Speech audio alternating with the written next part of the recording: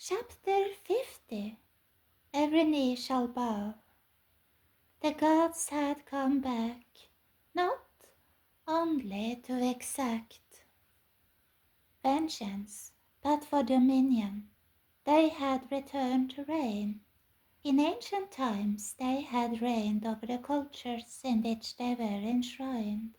But when those cultures turned to God, they were forced to abdicate, to leave their thrones and go into exile.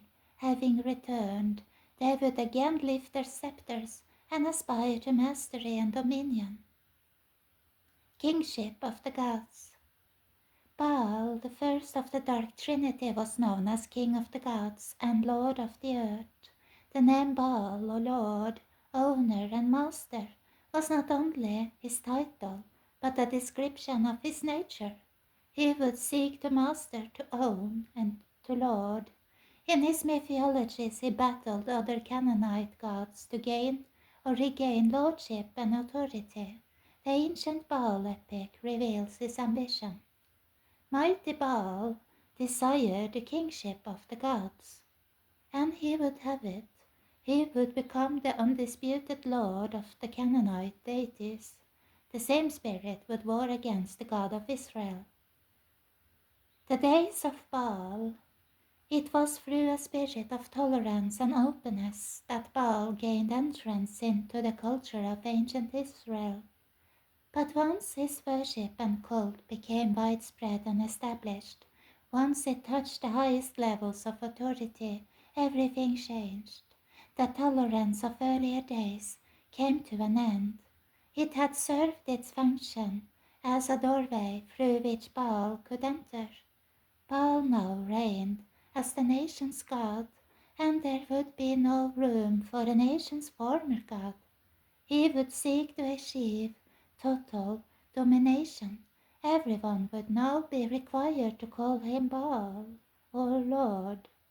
Anyone and anything that now stood in his way was to be eliminated. He would war against God and his people and anyone who still upheld the former ways. He would use all means at his disposal, the power of culture, the power of state, and the power of his cult. Those who held to and upheld the ways of God would now be branded as troublemakers, agitators, and enemies of the state. Thus came the days when the righteous were persecuted and the prophets were hunted down, the days of Baal. The opening and the closing. It goes back to the ancient parable. The spirits seek to return to the house. When one is trying to get into a house, one seeks openness, one pushes to open its door. So when the gods were seeking to get into the American house and that of Western civilization, the focus was on openness and tolerance. It was never really about either. Openness and tolerance were only the means of opening the door and to gain entrance. They were the way to cause a nation and a civilization to abandon the values they had long cherished for what was new and foreign. It was for that reason that the entrance of the gods was most dramatically seen in the 1960s, when openness and tolerance were sacred mantras. But once one gets through the door and inside the house, one no longer seeks openness. If one aim is to stay in the house, then one now seeks to close the door.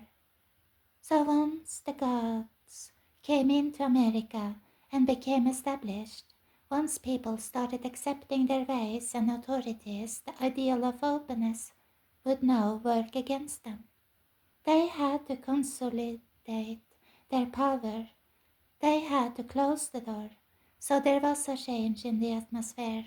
A chill came over free speech. The doors began to close. Any dissent from the new morality could now be met with punishment.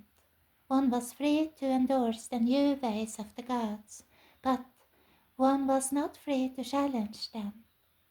Most people had no idea why it was happening or how it could change so dramatically, but it was the logical conclusion to the entrance of the gods. Bowls of the universe. So as it was in the days of Baal in ancient Israel, it was in America. The earlier tolerance would be replaced by a new enlightened intolerance. It would manifest as political correctness, the wokeness, and cancel culture. Every word that would now be interpreted as expressing dissent from the newly sanctioned view was subject to judgment and censure. Anything that could be interpreted as challenging or differing from the new morality had to be cancelled. In ancient Israel, Baal could use kings and queens, and Ahab and Jezebel and his vassals to stamp out dissent and cancel the opposition. But now, in addition to the powers of state, Baal could employ technology, social media, the internet to stamp out dissent and cancel the opposition. And with more and more communication taking place online, Baal and his fellow gods could control human speech, behavior, and thought in a way that was never before possible. It was no accident that in the last days before the destruction of Jerusalem, the prophet Jeremiah was thrown into prison.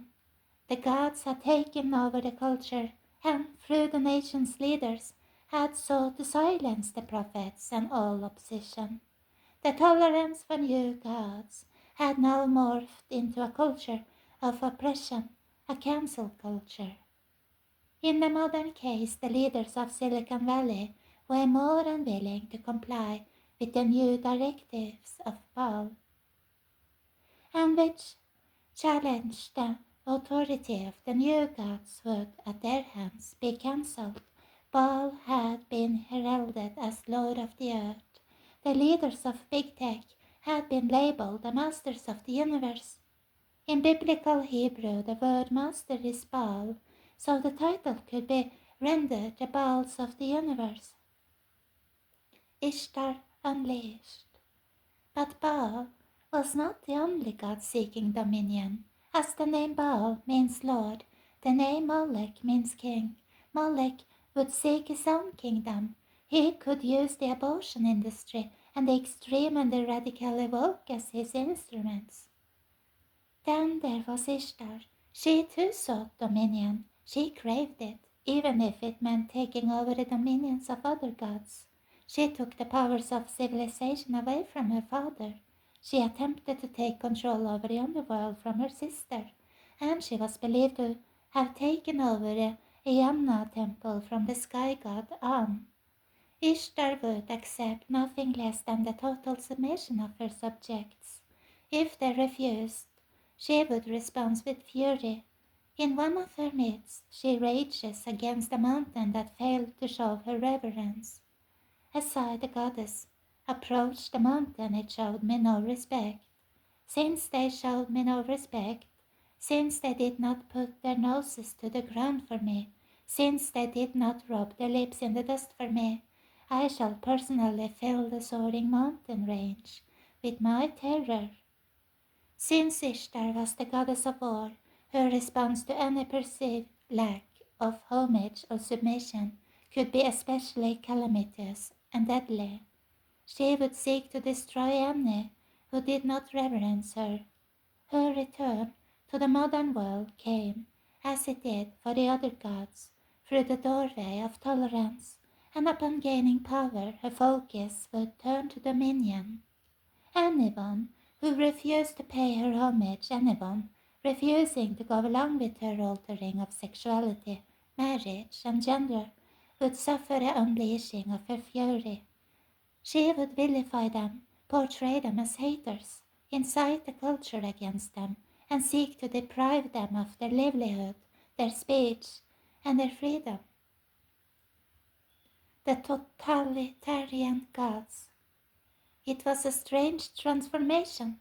Cultures that had for so long espoused the virtues of freedom and tolerance would suddenly begin espousing the virtues of intolerance. Nations that had long venerated free speech as a sacred pillar of their democracy now venerated its suppression, but it was all part of the mystery ushered in by the returning gods. The open culture that welcomed them in began closing up. In place of tolerance and freedom of speech came ideological conformity and the crushing of speech and thought. They were signs. The gods were consolidating their hold on America and Western culture. One now had to watch every word that came out of one's mouth, every comment one posted online, even one's own thoughts. If one spoke or wrote in a way that violated the new dogmas of the gods, they were to be punished or were forced to publicly confess their sins. It was a new totalitarianism, birthed of the gods' new dominion. The fury of the new order would fall on those who resisted it. It would fall, first of all, on those who upheld the ways of God, the Christians, those who followed God's word. Conservatives would also be targeted. The reason was simple. Conservatives sought to conserve, the gods sought to overturn.